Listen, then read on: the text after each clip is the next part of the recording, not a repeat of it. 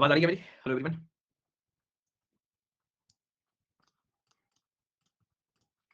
Good morning all of you.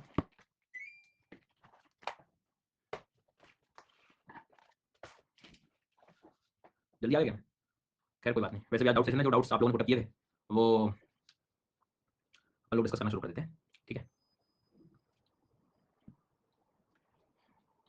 हाँ, तो कोई एफर्ट नहीं लग रहा है आपको, आराम से शांति से बैठो। डाउट है तो ठीक है, मतलब जिनके डाउट थे वो तो पुट अप कर ही दिए हैं, वो आप उनको जरा देख लेते हैं हम लोग। चलो, ये स्लाइड दिख रही है सबको? दिख रही नहीं दिख रही? दिख रही कि नहीं दिख रही? हाँ। देखिए, जब ये कोर्स एंड हो रहा है भाई, आप इंडियन ज्योग्राफी में आप कराना, मतलब दोपहर वाला जो कोर्स है ना जो चल रहा है, तो आप लिख के रख लो, फिर मैं कर दूंगा।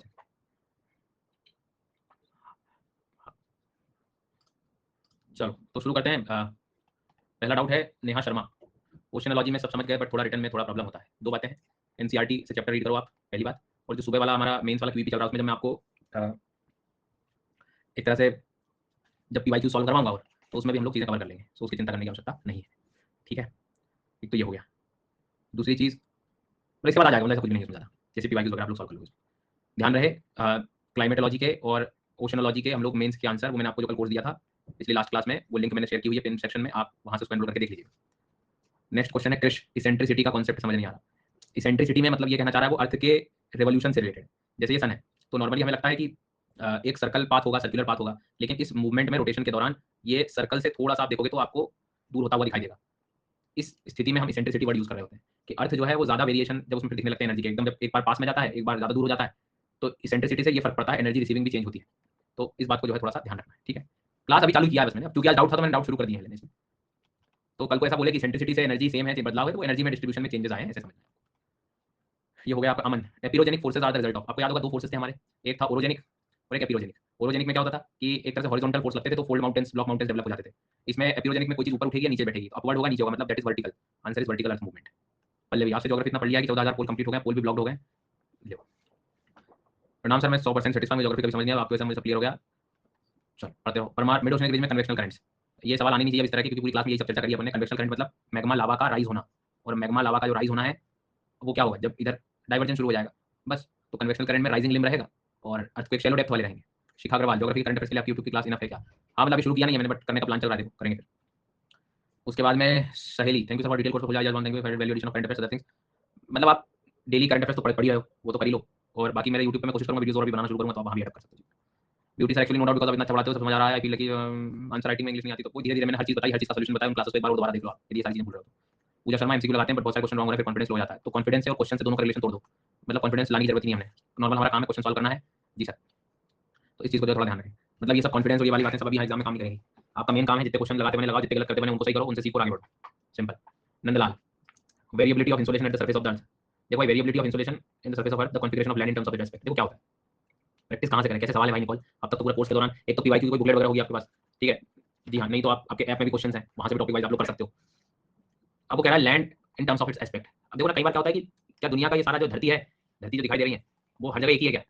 उसमें बदलाव आ सकते हैं, कहीं माउंटेन है, कहीं प्लेट्यू एरिया, कहीं फॉरेस्ट कवर है, कहीं पर डेजर्ट एरिया है, तो कॉन्टिनेंटलिटी है, कोई समुद्र के किनारे है, उन सब चीजों पर जो है इंसोलेशन की वेरिएबिलिटी, मतलब सूर्य से आने पर तो चलो ठीक है, लेकिन जो रिसीविंग सरफेस है वो भी बदलाव होगा, तो चेंजेस आपको देखने को मिलेंगे। ठीक है? Next one is Kapil, I have doubt in concept of humidity and air mass formation. तो वो लिखना है ना आपको, क्या है डाउट है, तो क्या मतलब क्या दिक्कत आ रही है वो बताओ ऐसे। खैर, अभी जब से क्लास शुरू करी है मैंने, 4-5 मिनट हो गए हैं। ये नेहा किशोरी, इनका सबके डाउट अभी तक क्लियर हुआ है। अगली स्लाइड पे चलेंगे। Sheetal, sir I have doubt regarding portion completion, दिसंबर तक होगा कि नहीं, कंप्लीट टेंशन आ रहा है, और ये ज्वाइन किया आपने, क्यों कसम खा ली दिसंबर तक करना है? किसने कहा दिसंबर तक करना है? मतलब ऐसे अपने आप को बांध लेते हो भाई, 1-2 महीने जरा आगे रखो, जनवरी फरवरी तक पढ़ लो, ठीक से पढ़ो चीजें, ऐसे हड़बड़ी में खत्म करके कुछ नहीं होगा। पहली चीज तो ये, मतलब या तो फिर अपने को तैयारी जो है 1 साल पहले कर लेनी थी, सबसे बढ़िया है। ऐसे दिसंबर तक का ये ऐसे इधर उधर की स्ट्रेटेजी में फिर क्या होता है, अपने आप को बांध लेते हो आप लोग। नहीं, आप अपने हिसाब से भी थोड़ी बहुत चल सकते हो, चीजें आपकी तैयारी आपकी प्रिपरेशन है, इस बात पे आप कंप्लीट होनी चाहिए, तो उसमें सब हड़बड़ी में सब इधर खराब कर लिए पूरे सब्जेक्ट। सो थोड़ा सा उस बात पे ध्यान दें आप लोग, ठीक है? इस बात को जो थोड़ा सा ध्यान रखना। ये क्या लिखा है भाई साहब, तुम्हें खूब शांत से खुश रहो, आपके लिए लो। तो आप ये इनसे एक लर्निंग मिलती है कि घबराओ मत, आराम से चीजों को कवर करो अच्छे से। हाँ, थोड़ा सा ऑब्जर्वेशन रखो कि सब्जेक्ट को कितना टाइम लग रहा है, कुछ को रिकॉर्डिंग देख सकते हो, कुछ को लाइव देख के उसको टाइम लिया। चल, kindly explain the concept of salinity of ocean with regard to cyclone formation. देखो इतनी ज्यादा जरूरत है नहीं वैसे जाने की, लेकिन फिर भी तुम्हें लग रहा है तो अक्सर हम लोग देख रहे होते हैं कि जैसे बंगाल की खाड़ी को देखें, बंगाल की खाड़ी में क्या है, फ्रेश वाटर नदियां मिलती हैं, तो नदियां मिल जा रही है मतलब क्या है, फ्रेश वाटर इंक्लूड हो रहा है, मतलब सॉल्ट कम हो रहा है। और जब सॉल्ट कम होते हैं तो उतने जल्दी वाटर जो है हीट अप होने में देरी नहीं करता, जल्दी देर हो जाता, मतलब जल्दी गर्म हो सकता है। हाँ, तो सैलिनिटी के साथ वो ओशन कितने जगहों से लगा हुआ है, इन सब बातों पर भी निर्भर करेगा कि जितनी इम्प्योरिटी होगी it will take more time, उतना जो है उसको गर्म होने में समय भी लगेगा। ये सारी चीजें भी आपको ध्यान रखनी है इसमें, ठीक है। आगे बढ़ेंगे। Ekta sir I am totally confuse in medium की Hindi English because master degree in physics, वो भी सब इंग्लिश में बहुत माहौल हिंदी क्या बट माहौल हिंदी। आप सब ये पढ़ने फर्स्ट टाइम जो दिक्कत है कि इंग्लिश में वर्ड दीजिए, इंग्लिश में समझ अच्छा आ जाता है बट आंसर राइटिंग इंग्लिश नहीं हो पाती, बट ये एग्जाम इंग्लिश में। देखो मेन गेम है आंसर राइटिंग का, उसमें क्या कंफर्टेबल है, आपके थॉट प्रोसेस क्या चल रही है, इंग्लिश चल रही है, हिंदी चल रही है, लिखते समय आपकी स्पीड कितनी तेज है, कितने अच्छे से क्या लिख पा रहे हो। जैसे 3-4 पॉइंट्स बनाई, उसमें अपने आप को कंपेयर करिए और फिर लिख के देखिए, या एक आंसर को आप हिंदी में भी लिख के देखो, इंग्लिश में भी लिख के देखो, फिर खुद अंतर आपको समझ आएगा। बहुत सारी चीजें, और फिर बाकी सब्जेक्ट्स को भी देखो कि उसका कंटेंट आपके लिए कितना इजीली अवेलेबल है या कितना रिसर्च कर सकते हो उस चीज पर। इन सारी बातों के बाद ही जो है आप निर्णय लीजिएगा। जी सर।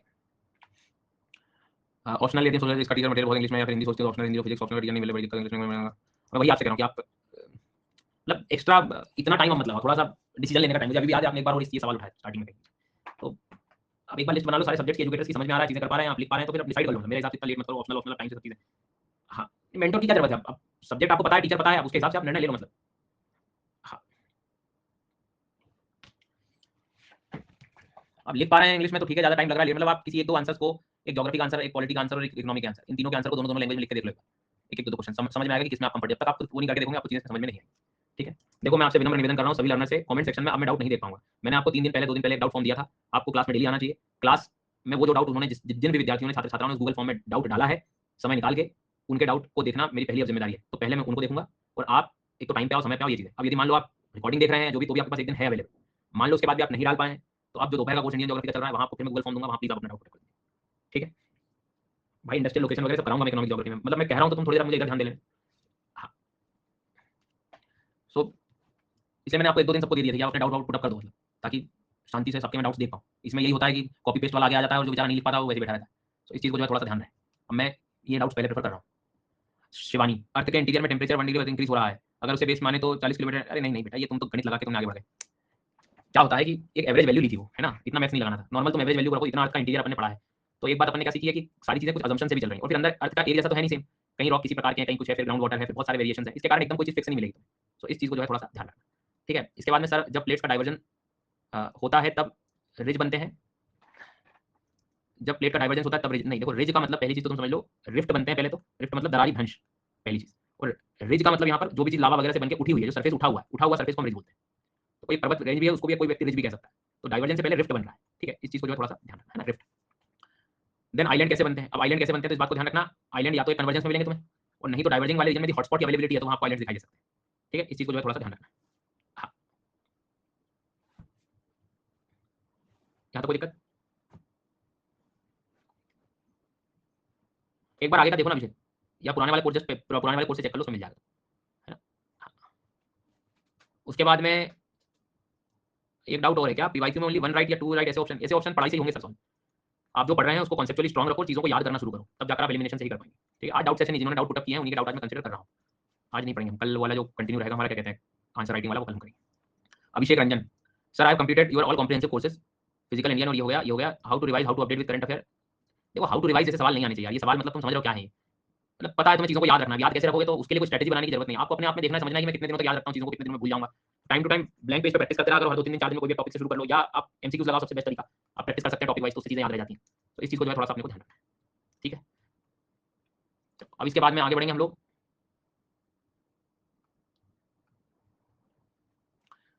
अभी तक इन लोगों के हो गए हैं, ये लिस्ट मैंने कवर करा दी पूरी, जिनके नाम चेक कर लेना यदि आपके इसमें हो तो। उसके बाद में इसके बाद ये, इसके बाद ये, अब मैं यहाँ आया हूँ, Shreya, how many years of current affairs we need to cover. Year की जरूरत नहीं है, मतलब करंट वाली चल लो, बहुत है, इधर मई जून से शुरू कर दो, अगले मई जून तक, 16-17 महीने तक की, 17-18 महीने की आना होगा तो उसी में से आ जाएगा, नहीं तो पहले उत्तर पहले कर लो। सादिक, सबसे पहले तो शुक्रिया, कोई नहीं पढ़ा सकता, ये भी होता है, सही प्लेटफॉर्म में पैसे इन्वेस्ट किया, मतलब सबसे सारे रिकॉर्डिंग लेक्चर्स के सारे मैंने वैसे ही कोर्स लिया और स्टार्ट एंड कंप्लीट किया, वहाँ पे लोग थोड़ा सा लगाना पड़ेगा मुझे नेक्स्ट ईयर के लिए, जब पीवाई की सब बने गया तो मुझे करंट अफेयर्स में लगाना पड़ेगा, कवर करूँ क्या हो गया सर, थोड़ा मेंस के लिए दिसंबर तक क्या करना चाहिए, कैसे सारे सब्जेक्ट को कवर करूँ। देखो तुम कोई भी सब्जेक्ट उठाओ ना तो सबसे पहले उसके पीवाईक्यू साथ में रखो, तुमने पढ़ लिया पूरा, तो पीवाईक्यू के अकॉर्डिंग तुम अपनी प्रिपरेशन रखो, मतलब ये कि मेंस के सारे क्वेश्चन सॉल्व होने चाहिए, तुम तो सीधा एक काम अपने दिमाग में रखो। तुमने यदि मेंस के सारे क्वेश्चन सॉल्व कर लिए जितने सब्जेक्ट्स हैं दिसंबर तक, सॉल्व करके 1-2 बार लिख लिया उनको, तो भी तुम्हारा काम हो जाएगा, बहुत कुछ मेंस तैयार हो जाएगा, ये आप कर सकते हैं, ठीक है। चलो अब सर आपसे फ्री क्लास में मुलाकात होती रहेगी, वहाँ ज्योग्राफी 7 बजे करेंगे, और उसके बाद में क्या है, इन्वायरमेंट जो हो जाएगा ना, इन्वायरमेंट ज्योग्राफी फ्री क्लास से मतलब कुछ हिस्सा, बाकी आप पढ़ते रहो, बहुत कुछ इतना अपने पढ़ लिया ऑलरेडी, तुमने भी पढ़ लिया, उससे काम हो जाएगा, और सब सब्जेक्ट पे एक जैसे फोकस करना। इसके बाद में SUN सन, सर प्री नहीं निकला बट पढ़ना बहुत है और यहाँ भी है, अब मैं क्या करूँ, मेंस का ऑप्शनल भी कंप्लीट है, समझ नहीं आ रहा स्टार्ट कहाँ से करूँ। वही स्टार्ट करो अपने बेसिक सब्जेक्ट से और अब आंसर राइटिंग शुरू कर दो, दिसंबर तक सारे पीवाईक्यूज लिख लो, ये काम कर सकते हो तुम। साथ में जितने भी पीवाईक्यूज हैं प्रीलिम्स वाले वो, और साथ में टेस्ट वगैरह भी आप देते रहो, बेसिक चीज़। और डाउट तो आप क्लास में करते हो, बस करंट अफेयर्स कब से स्टार्ट होंगे बता दो, मई से बाकी है, मई से बाकी है तो मई से कर लो कंप्लीट। मुझे समय लगेगा, मुझे लगता है इस महीने में कोशिश कर रहा हूँ शुरू करने की, पर इतनी क्लासेस की टाइम ही जो है, कंटेंट बनाना और ये सब बहुत सारी चीज़ें चल रही हैं पहले। तनु वर्मा, सर जिस साइड ग्रेटर कंप्रेसिव फोर्स होगा उस साइड हिमालय की हाइट ज्यादा होनी चाहिए, ठीक है, बट एक कोचिंग बुक में ये लाइन गिवन है कि Himalaya are wider in the west and compare. देखो सीधी बात है, हिमालय वाइड क्यों है वेस्ट में, इधर चौड़े क्यों है, तो आप ये समझ लो पहली चीज तो कि हमें ऐसा लगता है कि इधर ज्यादा फोर्स लगा कंप्रेशन से तो इधर उड़ जाना चाहिए था हाइट, जो कि उड़ गई, पर यहाँ वाइड कैसे हो गए। पर आप डिवीजन देखो हिमालय के कैसे पड़े हैं, ध्यान देंगे तो सब चीज इधर जाके एंड हो रही है, इधर हम लोग वाइडर नहीं होगा, इधर कंपेरेटिवली जो देखोगे आप तो एक तो वेस्ट की तरफ जाओगे तो वाइड दिखाई देगा, चौड़ाई इधर ज्यादा दिखाई देगी। इसमें बहुत सारी थ्योरीज है, कुछ लोगों का मानना है कि जब ये सबसे पहले तो अपना इंडिया का पोर्शन पेनिनसुला जब टकरा गया था, अब जब वो इधर गया डोर शट हुआ तो डोर शट के दौरान भी विड्थ बढ़ी है, चौड़ाई उस दौरान भी जो है बढ़ी है, फैला है उस दौरान। तो देखो ना जब ये इधर जाएगा तो ये इसकी विड्थ यहाँ से जो है बढ़ती हुई दिखाई देगी, तो कभी कभी ये चीज भी कुछ थ्योरीज जो है यहाँ पर बोल रही होती है, तो विड्थ हमें वेस्ट साइड ही रखना है, इस चीज को ध्यान रखना। फॉर्मेशन ऑफ एंटी साइक्लोन, इसको फॉर्मेशन मत क्या ही कहोगे, मतलब जब साइक्लोनिक सिस्टम एंड हो रहा होता है तो मतलब एंटी साइक्लोन का डेवलपमेंट हो रहा होता है, मींस हाई प्रेशर सिस्टम के डेवलपमेंट ही एंटी साइक्लोन कहलाएंगे, बाकी कोई अलग से ऐसा कोई चक्रवात जैसा इसको इमेजिन मत करो। आई प्रॉब्लम ऑफ लो विजन, मुझे दूर की चीजें विदाउट स्पेक्स नहीं दिखती। जया, डाउट ये है कि मैं यूपीएससी एग्जाम में अपीयर हो सकती हूँ क्या, मुझे लो विजन सर्टिफिकेट बनवाना पड़ेगा क्या, और ये सारी चीजें है ना। देखो जया ऐसा है कि आप एक बार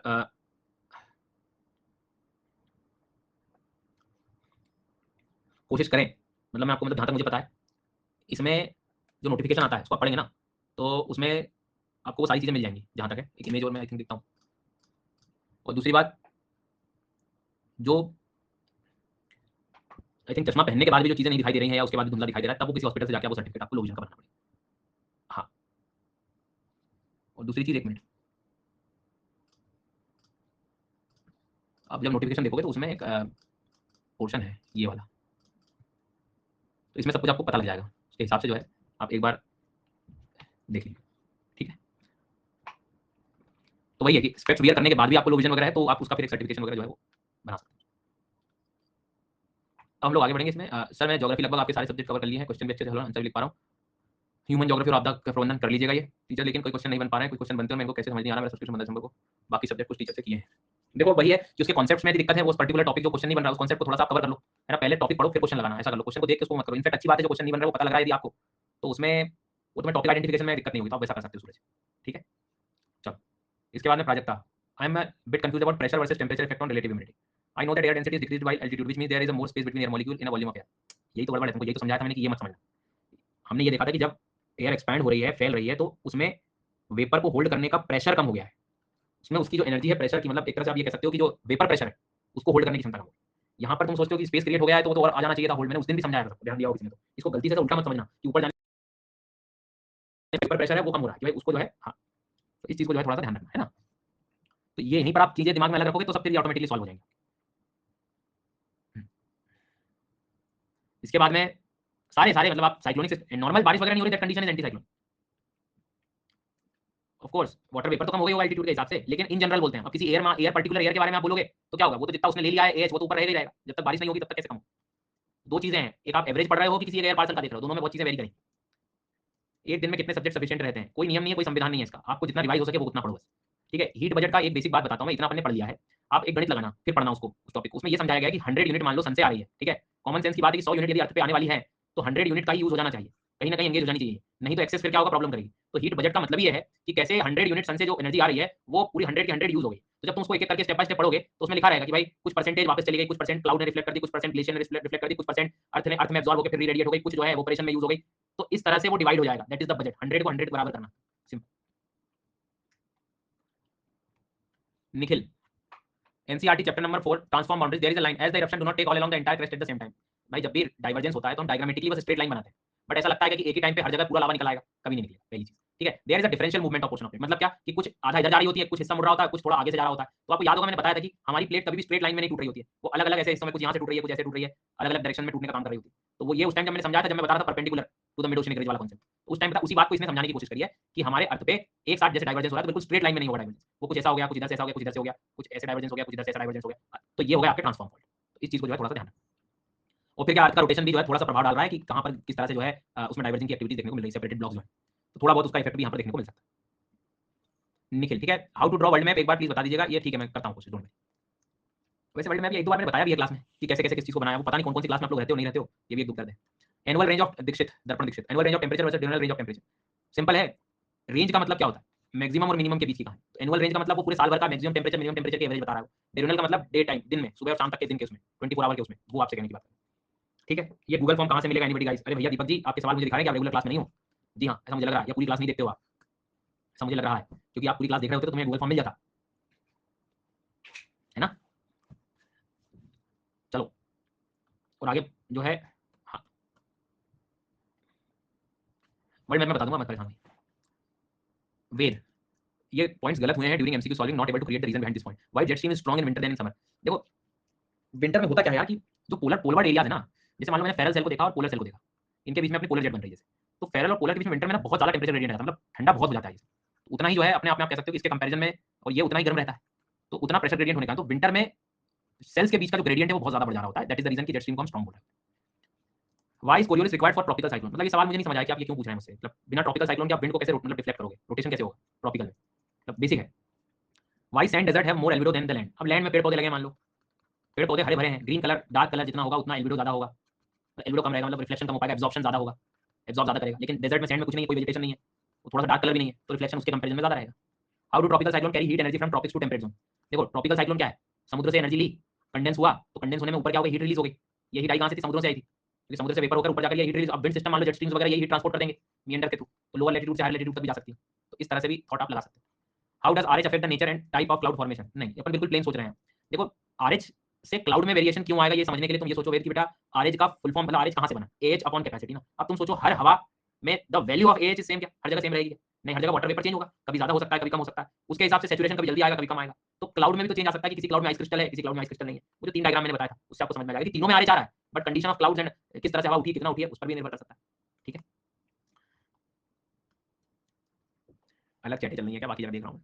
साक्षी, वर्ल्ड क्लाइमेट में कौन सा क्लाइमेट कहाँ है वो तो पता है, लेकिन उससे रिलेटेड क्वेश्चन कैसे करें, कैसे नहीं होता है, सिंपल आपको लगाना है लॉजिक कि जैसे मेडिटेरेनियन सर ने कहा विंटर में रेनफॉल, तो ऑटोमेटिकली पता है कि विंटर का सीजन होता है अपना नवंबर दिसंबर जनवरी फरवरी, रेनफॉल क्या रहेगा, रेनफॉल की वैल्यू ज्यादा रहेगी, गर्मियों में थोड़ी सी कम रहेगी, मतलब आपको उसी के हिसाब से कनेक्ट करना। क्वेश्चन आप पीवाईक्यू सॉल्व करने की कोशिश करो, आपको धीरे धीरे समझ आने लगेगा। स्लाइड अपडेटेड इतनी है, फिर न्यू बैच में करना हो, देखो स्लाइड की आवश्यकता नहीं है, क्लास नोट्स एनसीईआरटी और मेंस के मॉडल आंसर, इसमें तुम्हारा काम हो जाएगा। क्लाइमेटोलॉजी ओशनोलॉजी के पीवाईक्यू, ये प्रीवियस ईयर के क्वेश्चन मैं तो दे दूंगा, आपको पास यदि नहीं है तो कोई एक बुक वगैरह ले लो मेरे साथ, या अपने अनअकैडमी से भी डाउनलोड हो जाती है टॉपिक वाइज, वहां से भी आप लोग कर सकते हैं। मेंस का कंटेंट स्लाइड इनफ है क्या, पहले जो कराया उतना कर लो पहले, मतलब ऐसे सवाल अपने आप से मत उठाओ, इनफ है क्या, पहले करो तो इतना, ये भी बहुत है, ये नहीं होगा अपने से, ध्यान रहे। आगे बढ़ता है, कितनी बार रिवाइज करना है सब्जेक्ट को एग्जाम से पहले, मतलब कितने दिन, ये कोई संविधान नहीं है, आपको अपने हिसाब से तैयारी रखनी है कि जो है रिवाइज कितना, भाई जब तक याद नहीं हो रहा चीजें याद है तब, ये सवाल इस प्रिपरेशन में नहीं आने चाहिए, मतलब किसी पे निर्भर नहीं करना, आपको आपकी क्षमता आपको पता होगी, ऐसे सवाल तो मतलब परेशान नहीं होना बिल्कुल किसी प्रकार। वेदर पर बैरोमीटर लेवल का इफेक्ट, कौन सा वेदर, कोई सा एग्जांपल बताओ। सिंपल है, बैरोमीटर की रीडिंग बढ़ रही है, रीडिंग बढ़ रही है मतलब प्रेशर हाई हो रहा है, मतलब क्लियर स्काई की तरफ जा रहे हो। बैरोमीटर की रीडिंग कम हो रही है, लो प्रेशर हो रहा है, स्ट्रॉमी वेदर होने वाला है, तो बैरोमीटर की रीडिंग मतलब इस तरह से, उसका लेवल बढ़ रहा है, लेवल मतलब प्रेशर बढ़ रहा है, हाई प्रेशर का मतलब आपको पता है, प्रेशर मतलब कम होना, मतलब लो प्रेशर का बता दिया। ठीक है, इस चीज को जो है थोड़ा सा ध्यान रखें। इसके बाद में jet stream and heat dome, jet stream समझा दिया मैंने, हीट डोम क्या है उसी से रिलेटेड तुम्हें लगे तो एक बार आप YouTube पे मैंने वीडियो बनाया उसको भी आप देख सकते हो, कल शायद मैंने लिंक भी शेयर करी कल वाली क्लास। कुछ क्वेश्चन यूनिवर्स से आए हैं उसे टेकल नहीं हो रहे हैं, तो कौन से नहीं हो रहे हैं वो मेरे को बता दो, नहीं तो आप क्लास 11 की एनसीईआरटी का पहला चैप्टर एक बार चाहे तो रीड कर सकते हैं मेरे हिसाब से, इतनी ज्योग्राफी पढ़ने के बाद, पूरा जितना पढ़ाया मैंने उसके बाद, पहले मत पढ़ना कुछ नहीं आएगा, तो उसके बाद वो भी सॉल्व होने लगेंगे। जहाँ तक मेंस और प्रीलिम्स के टॉपिक वाइज पीवाईक्यू ऐप पर नहीं है, ऐप पर प्रैक्टिस वाले मिलेंगे और बाकी आप डाउनलोड कर सकते हो अकेडमी से पीवाईक्यू की बुकलेट्स।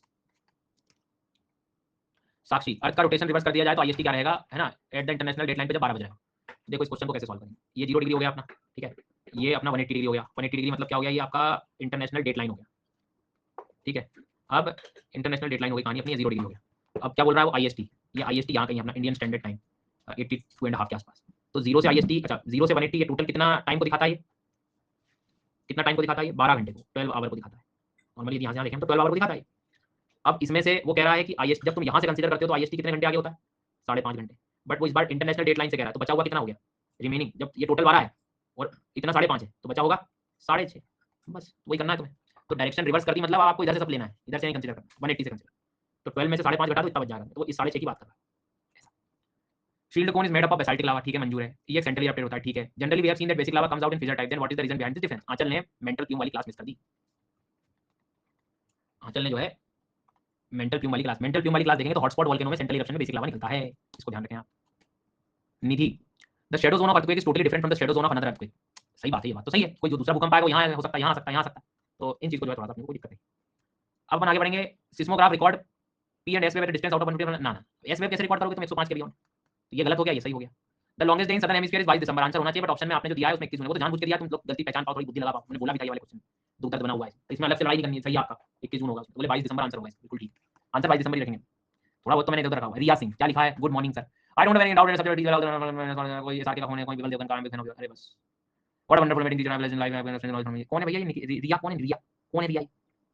मैं मतलब जो है ये देखो तुम कि मैं देख रहा हूं ऐसे डाउट कहां से आ गए, एसआर के का फैन, बिमल देवगन का मैं नॉलेज, चलो चलो बढ़िया, पढ़ाई करो, धन्यवाद।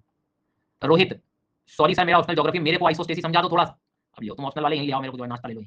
आइसोस्टेसी का मतलब आप देखो समझो कि, समझो मैं तुमको हिंट देता हूं, उसके बाद तुम रीड करना, तो समझ में आएगा।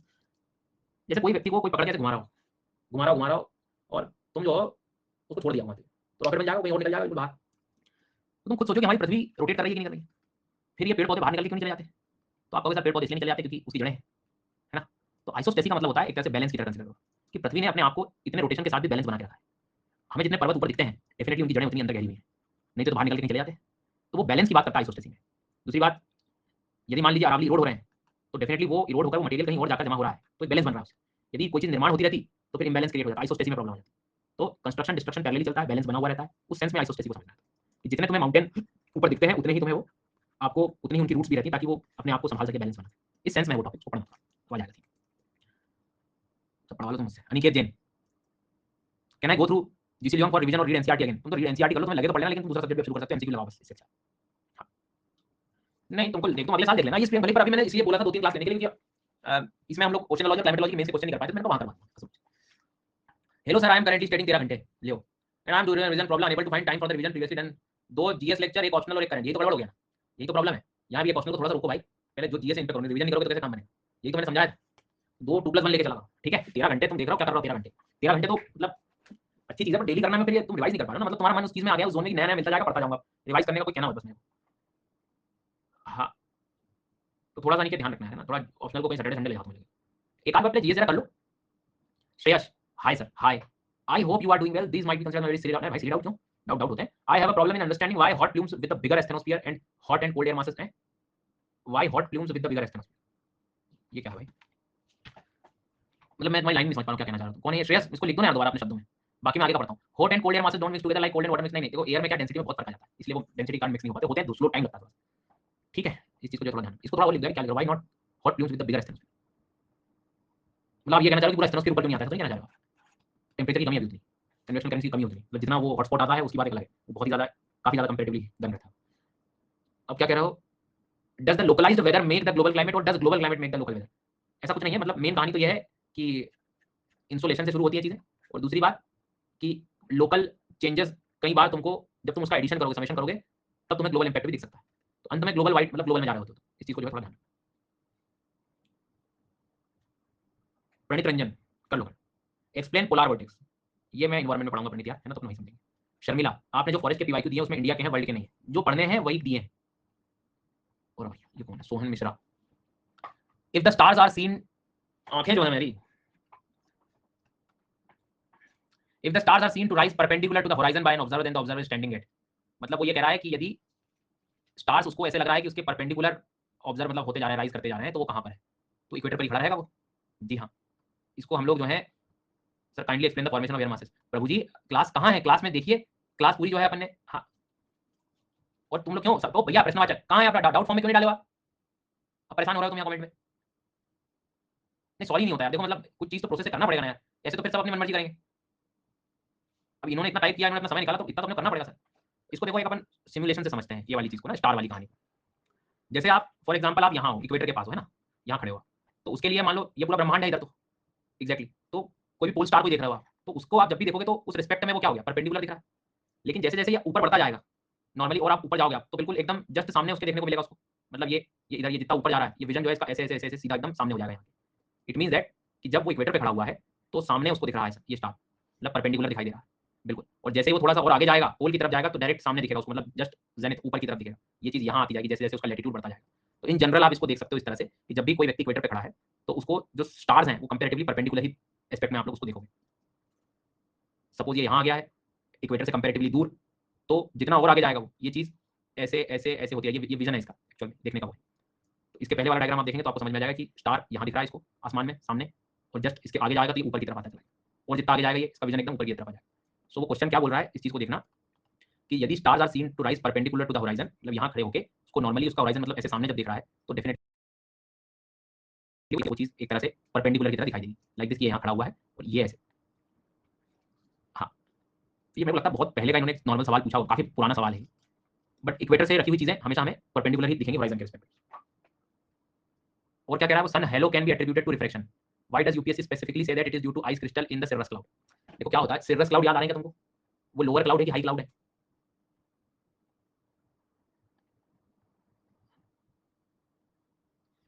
हाई क्लाउड है, और हाई क्लाउड में क्या चांस है तुम्हारे, आइस क्रिस्टल तो होंगे ही होंगे। तो वो ये कहना चाह रहा है कि जब सनलाइट इससे टकरा रहा होता है तो उन आइस क्रिस्टल के कारण रिफ्रैक्शन हो रहा है, हेलाउस के कारण वो चीज आपको देखने को मिल रही है, वो रिफ्रैक्शन से वो हेलो क्रिएट हो रहा है। तो क्लाउड के अंदर का जो मटेरियल है उससे उसने कहानी बनाई, उसको ध्यान रखिएगा। तो रिफ्रैक्शन तो ठीक है, लेकिन रिफ्रैक्शन कहां से आया, तो उसमें जो आइस क्रिस्टल है उससे आया, और हाई क्लाउड में आइस क्रिस्टल मिलना मतलब कॉमन बात है, उतनी उस पर टेम्परेचर कम रहेगा। Why are low pressure areas permanent over the ocean then on land, जबकि लैंड हीट्स फास्टर। नहीं, तुमने आधा आधा कनेक्शन बनाया है। तुम खुद देखो कि पानी को जब गर्म होता है तो वो लेट गर्म होता है, लेकिन एक बार जब गर्म हो जाता है तो इतनी जल्दी ठंडा होता है क्या?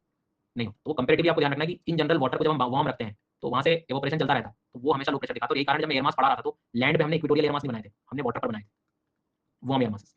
तो ध्यान रखना है वाटर की स्पेसिफिक हीट जो है उस पर भी डिपेंड करती है चीज। अगला कह रहा है descending air at the centre of tropical cyclone is attributed to low pressure on the ground. Also sir I wanted the clarity कि आई एक्चुअली कौन सा है जो ग्राउंड पे लो प्रेशर, हाँ लो प्रेशर वाला सिस्टम जो है वो आई है, याद रखेंगे। ठीक है, उसके बाद में मतलब आई का प्रेशर लो रखना है। Why is albedo of tropical evergreen more than the tropical deciduous. Simple, आई मतलब ये आई एल्बिडो ऑफ ट्रॉपिकल। भाई एवरग्रीन जितने ज्यादा पेड़ पौधे होंगे उतना रंग हरा डार्क कलर होगा, ठीक है ना, तो उतना एब्जॉर्ब रहेगा वो। और ट्रॉपिकल डेसिडियस में उतना ही वो दूर दूर रहेंगे तो कंपेरेटिवली एब्जॉर्प्शन कम रहेगा। तो इस चीज को जो है ध्यान रखना है। तो एवरग्रीन फॉरेस्ट वाले जो एरिया होते हैं उनका उतना कम एल्बिडो रहेगा, ये ध्यान रखना है। पीवाईक्यू 1999। हाँ,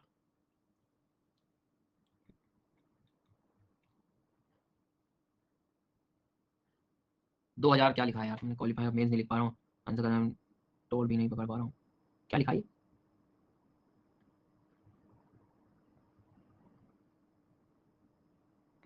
मैं तुमसे लास्ट में बात कर लूंगा उसमें, रेड जेड में परेशान मत हो अभी तुम, मेरे को यहाँ ये करने दो जरा, है ना, थोड़ी देर शांति बनाए रखो, मैं सब कर लूँ। ठीक है, हाँ। उसके बाद में कहाँ थे अपन? हाँ, given a table of temperature 1999 का अच्छा क्वेश्चन है, ठीक है। कौन सा क्लाइमेट है इसमें, रेस्ट मंथ अप्रैल टू 8 से 9, नवंबर टू अप्रैल 6 से 8 डिग्री, ठीक है। बारिश 10 से 14 में कब लिखा है, रेस्ट ऑफ द मंथ।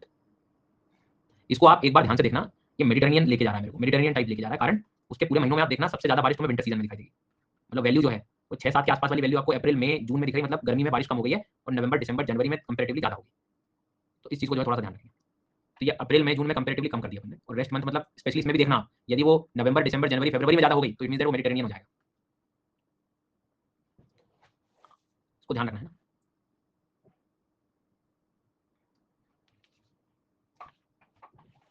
क्या आंसर सेंट लॉरेंस दिया है क्वेश्चन, एक मिनट रुकना जरा, है ना, एक मिनट रुकना।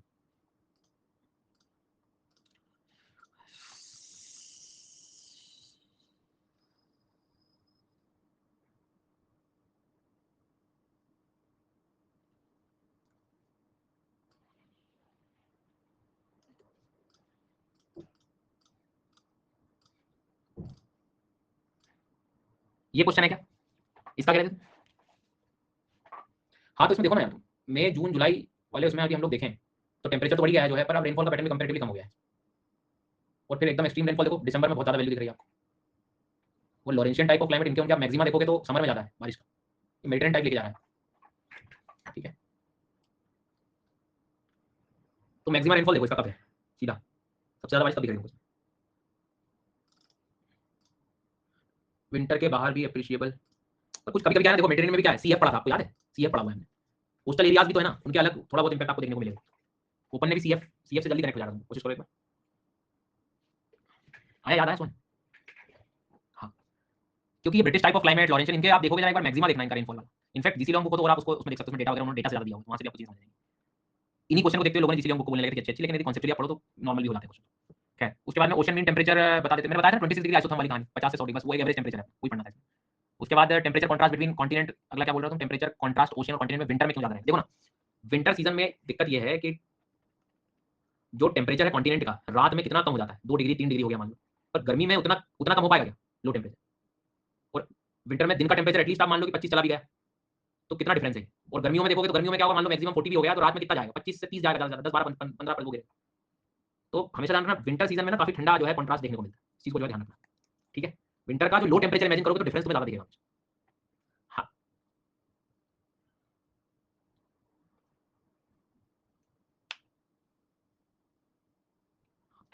हाँ, वो कह सकते हो शायद आसपास के वातावरण से उसमें फर्क पड़ सकता है।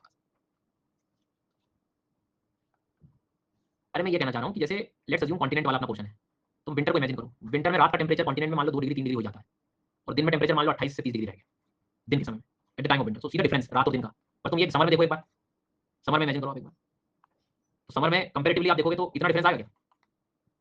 तो लैंड ओशन को कंपेयर करना है ठीक है, लेकिन तुम जब विंटर में देखोगे तो विंटर में लैंड बहुत ठंडा हो जाता है।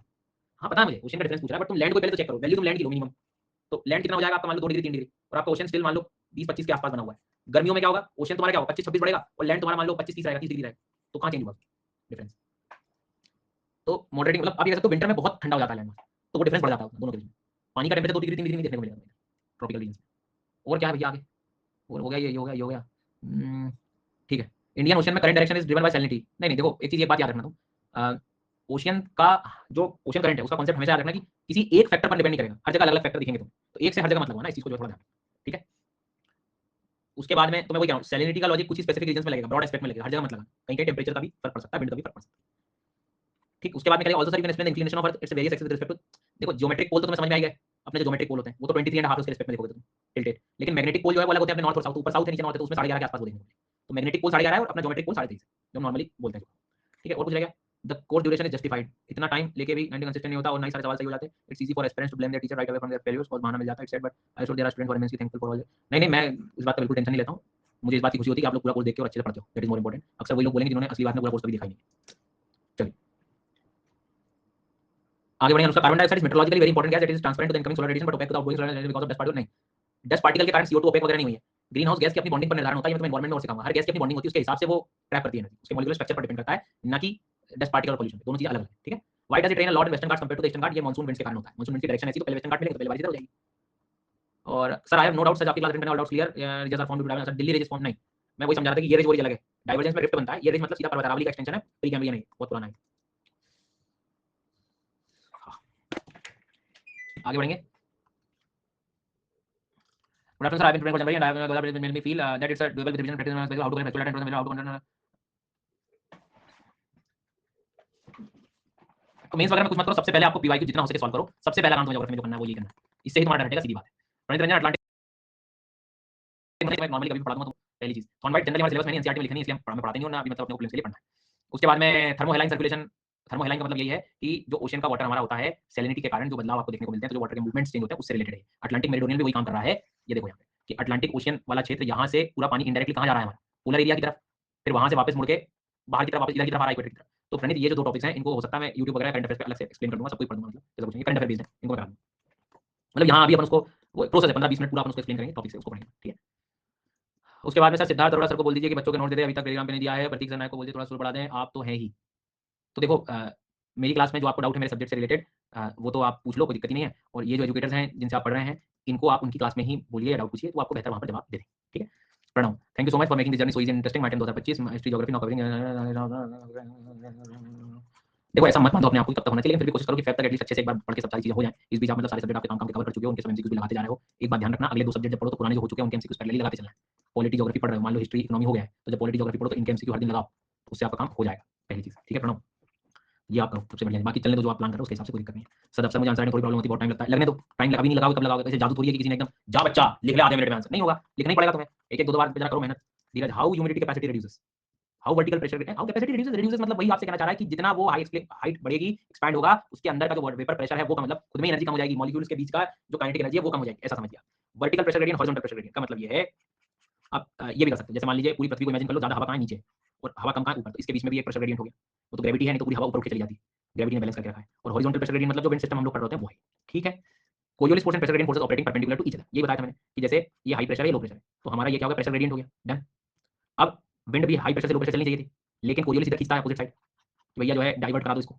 जी सर, तो आपको अक्सर ऐसा दिखाई देगा, वो मतलब इधर खींचते हुए मिलेगा, सेम डायरेक्शन में होगा तो विंड कभी रिफ्लेक्ट नहीं होगी ना भाई, प्रेशर ग्रेडियंट उसी दिशा में, कोरियोलिस दूसरी दिशा में लगाओ तो विंड कब रिफ्लेक्ट होगी, तो विंड रिफ्लेक्ट करने के लिए इसका अपोजिट फोर्स चाहिए, दैट इज कोरियोलिस, तो वो परपेंडिकुलर से 90 डिग्री हो जाएगा। अगला भैया अनस क्या कह रहा है, water in the Arabian Sea cold as compared to the Bay of Bengal, ठीक है। तो how does Arabian Sea discourage the strong cyclone Bay of Bengal where warmer is, क्या लिखा हुआ। देखो सीधी बात समझना, बंगाल की खाड़ी में स्ट्रॉन्गर साइक्लोन मिल सकते हैं, बंगाल की खाड़ी में टेम्परेचर ज्यादा होता है, बंगाल की खाड़ी में साइक्लोन ज्यादा मिलेंगे, बस सिंपल याद रखना, ठीक है। इसलिए अरेबियन सी में उतना ज्यादा, क्योंकि लार्ज वाटर बॉडी उसके कंपैरेटिवली हो, पर इसका ये भी मतलब नहीं है कि अरेबियन सी में साइक्लोन नहीं बनेंगे, बन जाते हैं, बनते भी हैं। I didn't get this statement, isotherm bend equator wise while crossing ocean and bend poleward while crossing land. आप ये समर के टाइम की बात कर रहे हैं। देखो क्या होता है, नॉर्थ में जब समर सीजन आएगा तो सन कहाँ जाएगा, ऊपर जाएगा, जाएगा कि नहीं, तो गर्मी वाले आइसोथर्म कहाँ चले जाएंगे, ऊपर चले जाएंगे, हाई टेम्परेचर वाला ऊपर मिलेगा तुम्हें हाई टेम्परेचर। तो लैंड में जब तुम जाओगे, जब तुम लैंड क्रॉस करोगे तो पोलवर्ड बैंड हो जाएंगे आइसोथर्म टेम्परेचर, और जब तुम समुद्र, तो गर्म लेट होता है तो पुरानी गर्मी दिखेगी तुम्हें, तो नीचे की तरफ बैंड होती है इक्वेटर की तरफ। तो ऐसे समझना तुमको क्या बोला उसने, आइसोथर्म क्या होते हैं, आइसोथर्म मतलब एक ऐसी लाइन जो सेम टेम्परेचर को दिखाती है। लेट्स अज्यूम तुमको 25 डिग्री ढूंढना है, तो गर्मी में 25 डिग्री लैंड में कैंसर की तरफ मिलेगा ना तुम्हें, इक्वेटर की तरफ थोड़ी मिलेगा, क्योंकि जून में सनलाइट ऊपर चला जाता है और समुद्र एकदम गर्मी होते हैं, तो वो गर्मी तुम्हें इक्वेटर, जब इक्वेटर के पास था तब समुद्र गर्म हो जाएंगे, तो वही वाली चीज तुमको नीचे मिलेगी। तो इसलिए वैसा गया, ठीक है, कि आइसोथर्म बैंड इक्वेटर वर्ड नीचे कब, जब तुम ओशन की तरफ जाओगे, पोलवर्ड मतलब जब तुम कॉन्टिनेंट पे जाओ, ठीक है। व्हाट इज सॉलिफिकेशन, सॉलिफिकेशन में जनरली हम ये तब पढ़ते हैं जब कोई लैंडस्लाइड के दौरान पूरा जो मलबा वगैरह है, मिट्टी वगैरह के क्षेत्र सब नीचे जा रहे होते हैं, उस दौरान हम लोग डेब्री वगैरह मलबा जब नीचे की तरफ आते हैं तब हम कह रहे होते हैं। भले लगे तो उसके बारे में आप लोग देख लीजिए। मैं रिकॉर्डिंग सेशन ले रहा हूं, तो सर आपसे डाउट इंडियन में बिल्कुल पूछ सकते हो, कोई दिक्कत नहीं है, वहां पे गूगल फॉर्म में आप आनंद लें। Heat dome is related to jet stream, how it affects, इसका वीडियो आप देख लेना, कल मैंने लिंक शेयर करी है, आराम से YouTube पे सर्च कर लेना, पूरा वीडियो मिल जाएगा। Wind pattern clockwise anti clockwise not fixed in southern and northern hemisphere related to the following question. देखो यार ये क्वेश्चन की समस्या है, समस्या ये है कि इसमें तुम साइक्लोन को देख के पढ़ोगे तो ये सही हो जाएंगे सर, साइक्लोन को देख के साइक्लोन को देखो तो गलत हो जाएगा, क्योंकि साइक्लोन क्या है, विंड पैटर्न, उसमें साइक्लोन में क्या होता है, एंटी क्लॉकवाइज होता है। अब ये क्वेश्चन जब तुम पीवाईक्यूज देखते हो तो उसमें कई बार कई जगह उन्होंने दिखाई नहीं है, सिर्फ विंड को देखोगे तो सही है और साइक्लोन को देखोगे तो गलत है, तो दोनों सेंस में अपने को याद रखना है इसको, ठीक है। तो अच्छा दोनों बातें याद रखना, जो साइक्लोन के बारे में बात करें तो पहला स्टेटमेंट गलत है, विंड के बारे में करें तो सही। The increasing amount of carbon dioxide in the slowly rising temperature of atmosphere because it absorbs CO2 क्या करता है, absorb infrared part of the solar radiation, infrared जो निकलता है तो उसी को रोकता है। Mining can be direct as well as indirect, हां मतलब कहने के लिए दोनों कह सकते हो, कोई दिक्कत नहीं। सिंस जियोसिंक्लाइन एनसीईआरटी में थोड़ा उल्टा दिया है, since geosyncline is absent in continent continent convergence like Indian plane so due to condense lead to emergence of Himalaya. Continental crust भी तो क्रश हो सकता है, ये कहना चाह रहा हूं, कॉन्टिनेंट ही तो एक सेडिमेंट का वो है सोर्स, तो वो चीज पॉसिबल है उसमें, तो ऐसा बात बिल्कुल नहीं कहना गलत है कि बिल्कुल क्रस्ट मतलब सेडिमेंट है ही नहीं, अवेलेबिलिटी है।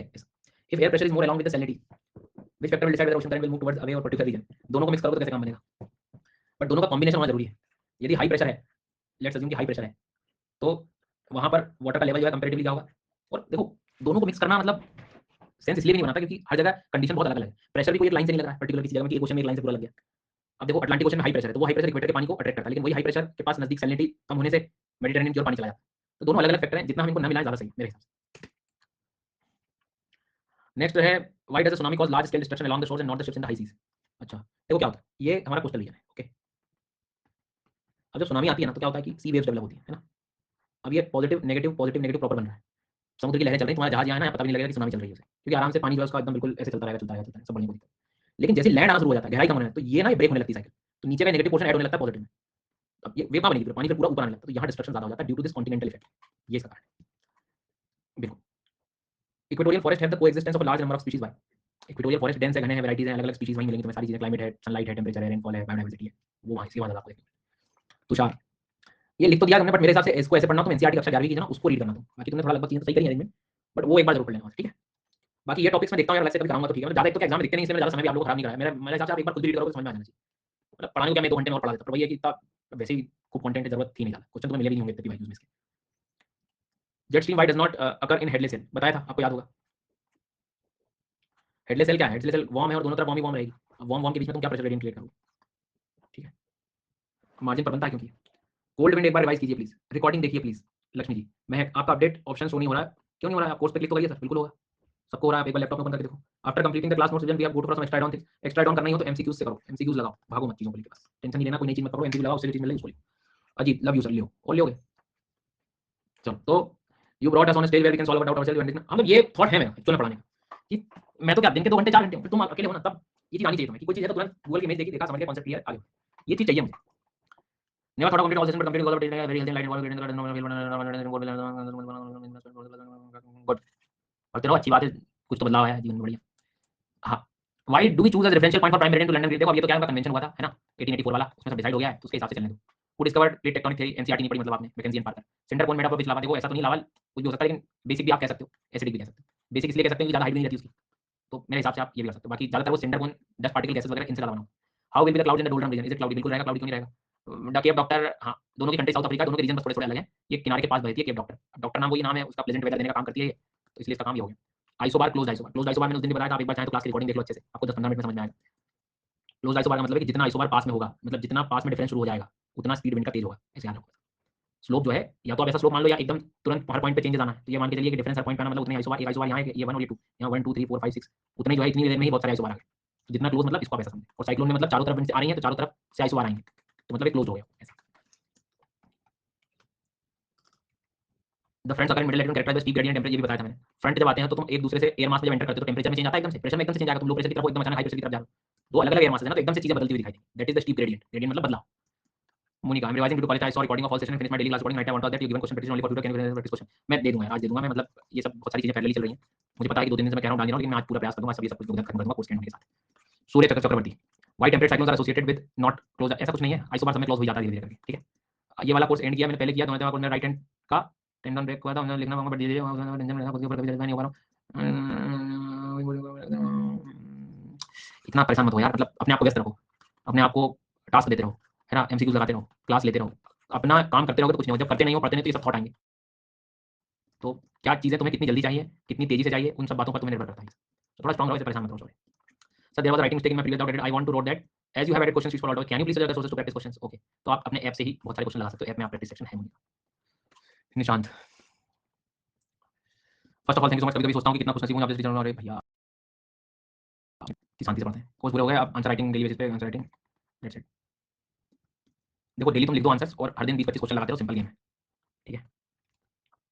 First of all I want to thank you for making geography so comprehensive level management so good continue break in the weekend. Weekend में ब्रेक, हां मैं करता हूं, मतलब मैं खुद भी कभी सोचता हूं कि मुझे एक दिन ब्रेक ले लेना चाहिए, मैं कंटिन्यू पढ़ाता हूं फिर 1-2 दिन की छुट्टी ले लूं, मैं करूंगा कुछ ऐसा, पर ठीक है। ओके ओके तिथि जी, मैं बिल्कुल ध्यान रखूंगा। Sunny Sharma, very good evening, I would like to present self Google format, मतलब वहां आप कर दीजिए ना, मतलब इंडियन ज्योग्राफी में भी आप आके कर सकते हो, कुछ नहीं, कोर्स नहीं दे रहा, उसमें कोई प्रॉब्लम नहीं है।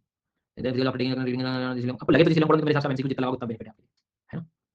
Temperature climate patterns region identify question solve नहीं हो रहे हैं, temperature and climatic patterns region identify solve नहीं हो रहे हैं, ये क्वेश्चन में प्रॉब्लम हो रही है। Temperature and climatic pattern region identify question solve, आप देखो उसका उल्टा करो, जब नहीं समझ आएगा जो क्वेश्चन सॉल्व करें ना, तुम सॉल्यूशन देखो उसका, ऑब्जर्व करो तुमने जो पढ़ा है, फिर सॉल्यूशन देखो, उसको कंपेयर करके फिर पढ़ो, उसको स्टडी करो, क्वेश्चन से आप स्टडी कर सकते हो कुछ टॉपिक्स, वैसा वहां भी सॉल्व हो जाएगा। मेरा कोई डाउट नहीं है, समझ आया कि मजा आया, टीचर से अच्छा नेचर आप जैसा होता है, अरे बस thank you. Plateau formed by fissure eruption is formed by dimension 200 example, plateau formed by this. कुछ प्लेटोज हमें यूएसए के दिखाई दे सकते हैं, वहां पर आप ये चीज देख सकते हो। और दूसरी चीज क्या है कि काफी ओल्ड प्लेटोज भी आपको देखने को मिलेंगे, और अंत में क्या होता है ना, डेक्कन प्लेटो को देखो आप, वो बना भले ही सेंट्रली आपको मल्टीपल उससे, पर ऐसा लगेगा कि पूरा उसका जो क्या कहते हैं भारी उसका ढांचा तुम्हें फिजर जैसे दिखे, बट उसको फिजर नहीं कहेंगे, that is different thing, hotspot वाले, बट यूएसए के कोलोराडो कोलंबियन वाले क्षेत्रों में आप देख सकते हो वॉल्केनो। उसके बाद में sir you have thought does लाल फूल, नीला फूल, sensor beautiful, white car, black car, क्या है भाई, लाल फूल, गेंदा फूल, चलो Vidyasagar Jagtap, my first doubt in now complete physical then how should I divide it, maintain habit of answer writing. देखो आपको सब पता है how should I maintain the habit of daily answer writing, अब हाउ शुड नहीं होता है, लिखना है तो लिखना है, खाना कैसे खाऊं, भूख लगी है तो खाऊंगा, तो मुझे सिलेक्शन लेना है तो मुझे लिखना पड़ेगा, एक क्वेश्चन लिखना है, 20-25 एमसीक्यूज लगाने हैं, सिंपल, वो मेरे शेड्यूल में लगा हुआ है। क्लियर हो गई बात? तो ये चीज अपने को ध्यान रखना, अपने को किसी से पूछने की कुछ जरूरत नहीं है, अपने को चीजें चाहिए, अपने को मेहनत करनी है तो आग लगानी पड़ेगी, बस सीधी बात है, तुम्हें जो चाहिए करना है तो करना है, तो इसमें कुछ हाउ जैसा नहीं, बढ़िया से टाइम निकाल लो, स्लॉट निकाल लो। और मेरे जैसा आदमी क्या करता है, जब मेरे को चीजें नहीं हो रही होती है, जैसे मान लो कल ही कुछ मुझे ऐसे कुछ स्लाइड्स कंटेंट बनाना था, तो भूख लग रही थी मुझे, मुझे मालूम था कि मैं खाना खा लूंगा, तो जो है फिर इंसान हूं, तो मैं नहीं, पहले तो जो है काम किया जाएगा फिर खाया जाएगा, मतलब क्या होता है, आपको जो चीज सबसे अच्छी लगती है ना, पसंद है, उसको दाव पे रख दो। हाँ, तुम्हें ये तभी मिलेगी जब तुम ये करो, तुम एक आंसर तभी लिखोगे, मतलब तुम्हें खाने को तभी मिलेगा, तुम सोओगे तब जब तुम एक आंसर नहीं लिखो, ऐसा ऐसा करें, तो जीवन क्या आनंद है, फिर तो खुशी मिलती है, खाने में आनंद आएगा, सोने में आनंद आएगा, वैसा। I am targeted toward 2025 currently with lot of courses like ये इतना नहीं करना है रे भैया, एक एक सब्जेक्ट के 2 लेक्चर ले लो या 2 क्लास लेना, ताकि आप रिवाइज कर सको, ये कोर्सेज कहीं नहीं भाग के जा रहे, दोबारा आ जाएंगे, आप रिकॉर्डिंग से उनको एंड कर लो, बट प्लीज थोड़ा रुक हो जल्दी। अमन क्या कह रहा है, मतलब आप नहीं खाने, सिर्फ खाने है ना, आगे तुम ये कुछ और लिखा है तुमने, मैं मुझे पता है, सिर्फ खाने जी, बिल्कुल नहीं, हाँ मुझे पता तुम क्यों नहीं, तुमने क्या लिखा है।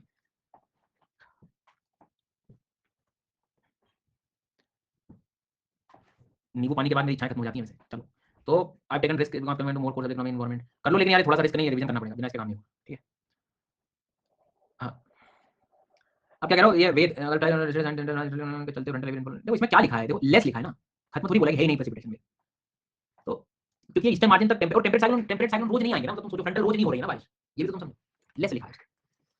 ओ भैया, और कितनी स्लाइड है यार अभी, अच्छा इसके बाद एक और है Aparna, how jet stream is related to anti cyclone, simple आपको बताया, तो डायग्राम में ध्यान नहीं दिया आपने, यदि वो राइजिंग लिम्ब है तो लो प्रेशर है, डिसेंडिंग लिम्ब है तो हाई प्रेशर है, तो चलती ऊपर जेट स्ट्रीम, लेकिन इसके असर आपको नीचे दिखाई देंगे, इसको हम लोग और समझेंगे इंडियन ज्योग्राफी में, ठीक है। Diameter of circulating system and diameter of I R the same, नहीं क्यों भाई, सर्कुलेटिंग सिस्टम बहुत बड़ा होता है, डायमीटर लड्डू होता है, इसका ये वाला आई का अलग है, इसका अलग है, इसका हजारों 500 में हो जाएगा, इसका 50-100 मीटर उसमें रखते हो तुम, तो कंपैरेटिवली दोनों में अलग अलग है।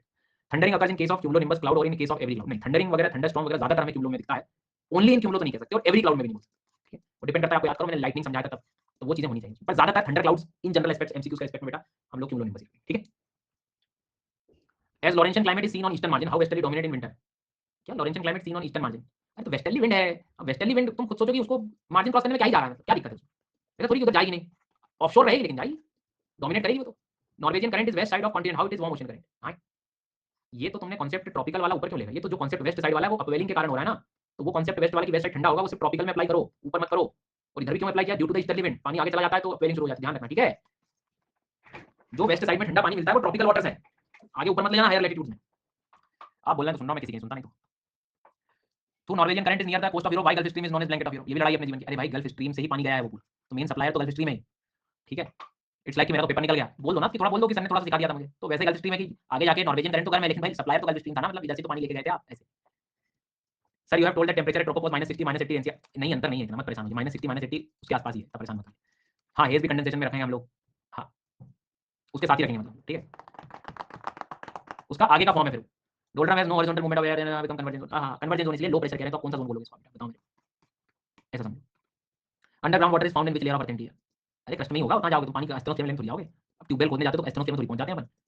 Sir you told that ocean crust is made up of lava asthenosphere, then why ocean crust is sima, then why isn't it the same case of continental crust is igneous rock. नहीं नहीं, जहां volcano निकल रहा है वहां तुम सीमा बोल सकते हो बस, बाकी कॉन्टिनेंट के पुराने रॉक्स में तो सियाल ही रखोगे आप, और वो कंपैरेटिवली जब कॉन्टिनेंट्स बने थे तो हल्का एलिमेंट है वो थोड़ा, इसलिए सियाल बोल रहे होते हैं। Sir there is any relationship between north east heat monsoon and tropical cyclone? बिल्कुल है बेटा, जब ये आ रहा होता है उस टाइम साइक्लोन भी आ रहे होते हैं, तो दोनों इंटेंसिफाई कर सकता है वो ऐसा। हीट बजट मैंने आपको भी समझा दिया इसी डाउट सेशन में स्टार्टिंग में कि कैसे 100 यूनिट को आपको इक्वल करना है पढ़ के। व्हाई द वेदर इज काम जस्ट बिफोर अ स्टॉर्म, मतलब एंटी साइक्लोनिक कंडीशन चल रही होती है उस टाइम, फिर अगला क्या आएगा? लो प्रेशर आएगा उसके बाद, तो हाई प्रेशर का लो ही तो अल्टरनेट चल रहा होता है। ये हीट डोम आप सर्च कर सकते हो गूगल पे, यूट्यूब पे बताया हुआ है मैंने। नीतीश इस बार प्रीलिम्स में आसान क्वेश्चन करते हो, घर पर आकर बहुत गिल्ट महसूस कर रहा हूं, समझ नहीं आ रहा फिर कैसे स्टार्ट करोगे, प्रीलिम्स बहुत ही ज्यादा पढ़ाई से परफॉर्मेंस गलत हो रहा है, प्लीज आसान पेपर कम गलत होना। यार वो प्रैक्टिस से ही होगा यार, मतलब आपको बंद करना पड़ेगा अपने आप को कमरे में पेपर लेके, बिना कोई डिस्ट्रैक्शन के फील करना पड़ेगा टेस्ट को भी, ये एक्चुअल पेपर में सिली मिस्टेक्स ऐसी ही जाएंगी, मल्टीपल जितना टेस्ट लगाओगे उसी से ही जाना है। सर मेरा डाउट है कि प्रैक्टिस क्वेश्चन जब भी करते हैं 60% एक्यूरेसी नहीं बढ़ती है, कितने टेस्ट लगाएं? टेस्ट लगाओगे तब भी कम से कम 30-40 टेस्ट लगाने पड़ेंगे, 50 लगाने पड़ेंगे, उसके बाद एक्यूरेसी पे काम करना शुरू होगा। ठीक है, ज्योति में बेटा कैसे बोलो, मैं क्या करूं बताओ, अब अलग से सेशन रखूं इसका मैं, आज लास्ट सेशन है इस कोर्स में, अब तुम इंडियन ज्योग्राफी में करना, कहां थे तुम उस दिन? ऐसे गैप मत किया करो यार क्लास में। What is the impact of jet stream on tropical cyclone? ये भी बता दिया मैंने, ट्रॉपिकल साइक्लोन में कंपैरेटिवली थोड़ा सा इसका असर देखने को कम मिलेगा, क्योंकि इसकी लोकेशन और दोनों की लोकेशन अलग अलग है। ठीक है, व्हाट इज द एक्यूरेसी की कहानी नहीं, मतलब जितने अटेम्प्ट करो उतने तो सही होने चाहिए, ऐसे ऐसे निशान पैटर्न लेके आओ। Impact of MG on Indian monsoon, ये हम सब इंडियन मानसून में पढ़ेंगे, यदि आपने इंडियन मानसून पढ़ लिया तो क्लास आप दोबारा भी देख सकते हो। लास्ट स्लाइड, एल्बिडो इफेक्ट के कारण रिफ्लेक्ट हुई rays are of short wavelength और लॉन्ग वेवलेंथ। भाई रिफ्लेक्ट जब होंगी तो रिफ्लेक्शन में कंपैरेटिवली हम ये कह सकते हो कि उसका पैटर्न कुछ जो है आपको लॉन्ग भी देखने को मिलेगा, धरती से ही जा रही है तो एकदम वो इंटेंसिटी में बदलाव देखने को। और Coriolis force increases then we said wind speed also increase. नहीं, मैं फिर कह रहा हूं बच्चे, इसको गलत ले जाने दोबारा। कोरियोलिस फोर्स बढ़ेगा ना तो डिफ्लेक्शन बढ़ेगा, ध्यान रखना। पहली चीज, विंड की स्पीड जो बढ़ेगी वो बढ़ेगी ग्रेडियंट के कारण। ठीक है, और जब ग्रेडियंट बढ़ा, विंड स्पीड बढ़ी, तो कोरियोलिस बढ़ेगा, तो डिफ्लेक्शन फिर बढ़ेगा, ऐसा है।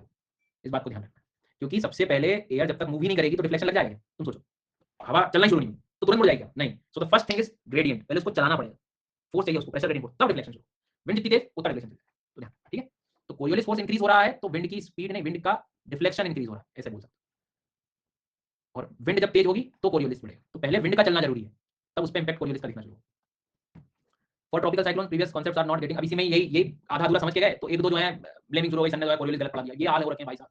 ये इतना आसान होता है, मतलब उंगली उठा देना, ये भी दुख दर्द है जीवन का। आओ, जबकि क्लियरली बोला तुम एनसीईआरटी पढ़ा करो, उसमें तुमको लाइन मिल जाएगी नई नई चीजें, पर नहीं, सर ने तो जो है इधर का इधर बोला है। ये भी दुख है जीवन का जो है। ये ध्यान रखना बेटा, कोरियोलिस फोर्स इंक्रीज करोगे तो डिफ्लेक्शन को बढ़ाना है, और जब वो बोले विंड की स्पीड बढ़ रही है तो कोरियोलिस फोर्स की गति जो है बढ़ेगी।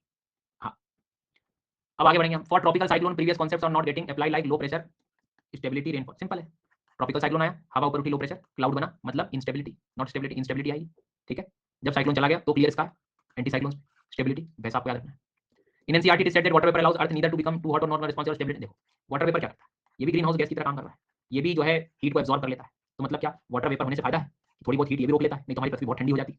और दूसरी बात, यदि ये थोड़ी सी हीट बना भी दे रहा होता तो फिर क्या है, बेसिकली हम ये भी कह सकते हैं कि उसका रेनफॉल भी हो जाता है तो टेंपरेचर थोड़ा मॉडरेट भी हो जाता है, तो इसके कारण ये बोल रहा है। और स्टेबिलिटी, स्टेबिलिटी का मतलब क्या, रेनफॉल का होना और रेनफॉल का नहीं होना, ये किस बात पर निर्भर करता है, वाटर वेपर पर निर्भर करता है, उस बात को उसने कह दिया।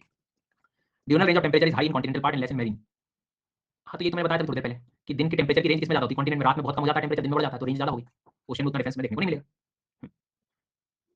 क्लियर हुआ? विंड की स्पीड से कैसे बोले, विंड की स्पीड से तो गौरव देखो ना तुम फिर कंफ्यूज हो रहे हो। दो चीजें हैं, विंड की स्पीड एक है, ठीक है, उसके बाद में प्रेशर ग्रेडियंट है, और इसके बाद में कोरियोलिस है, ठीक है, और फिर पहले टेम्परेचर में चेंज हुआ, प्रेशर ग्रेडियंट बदला, विंड की स्पीड बदली। अब जितना स्पीड बढ़ेगी अब उतना ही डिफ्लेक्शन में भी अंतर आपको दिखेगा, डिफ्लेक्शन भी उतना बढ़ेगा, ऐसा, ठीक है। तो यहाँ से शुरू करो। अब बच्चे उल्टा जा रहे हैं कि जितना कोरियोलिस उतना विंड स्पीड। मैं कह रहा हूँ पहले तो भाई ग्रेडियंट लाना पड़ेगा। इसके बाद में हो गया ये डिनर टाइम बता दिया मैंने आपको। नॉर्मली आप ये चीज समझ सकते थे निशा, है ना, कि मतलब दिन और रात में लैंड क्या हो जाता है, बहुत ही ज्यादा ठंडा और गर्म हो जाता है। हाँ, ऑफ कोर्स लगेगा ना, क्यों नहीं लगेगा। शीट स्प्लैश गली रेल इरोजन, ये हम इंडियन ज्योग्राफी में पढ़ते हैं, so don't worry. What do vertical zonation of different climate tropical highland means? Vertical zonation का मतलब होता है किसी पर्वत पे जब तुम जाओगे तो तुम्हें अलग-अलग क्लाइमेट मिल सकते हैं, क्योंकि जैसे भी हमने देखा था लैटिट्यूड चेंज होने पे क्लाइमेट बदलते हैं, वैसे यहाँ पर भी जाओगे, ऊपर जाओगे तो ऊपर भी यहाँ कुछ नहीं मिलेगा, एकदम हिमालय में जाओगे तो ठंडा हो जाएगा, इधर टैगा वैगा मिल जाएंगे, मतलब अल्पाइन मिल जाएगा, नीचे आपको टेम्परेट टाइप का मिल जाएगा, इस तरह से। तो इस बात को जो है अपने को ध्यान रखना है, ठीक है।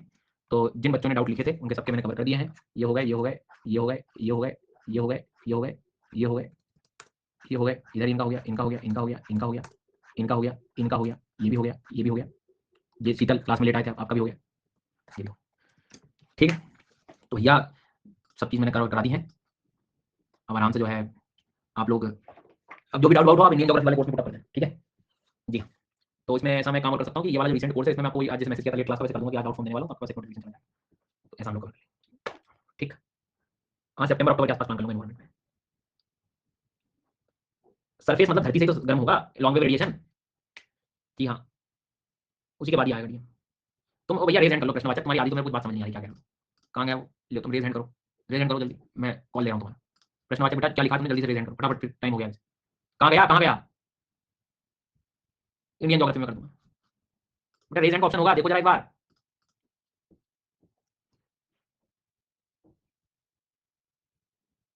थॉट नहीं पकड़ पा रहा हूँ मेरे, और तुम क्यूपी क्यूपी क्यूपी अटेंड करो, क्यूपी अटेंड करो, क्यूपी कल मैंने जो बताया था, और वो जो मॉडल आंसर है वहां से लिखना शुरू करो, ठीक है। चलो आज की सेवाएं यही समाप्त होती है, बहुत बहुत धन्यवाद। इस कोर्स में आपने जो है शांति से पढ़ाई की, थोड़ा साल भर जब तक पेपर नहीं दे रहा कनेक्ट रहना भैया, कहीं ना कहीं चीजें मैं कुछ ना कुछ कराता रहता हूँ, थोड़ा सा एक्टिव रहना, ठीक है। Thank you so much. और खुश खुश रहना सीखो, पहले कुछ भी हाथ में से तनाव लेके कुछ नहीं होगा।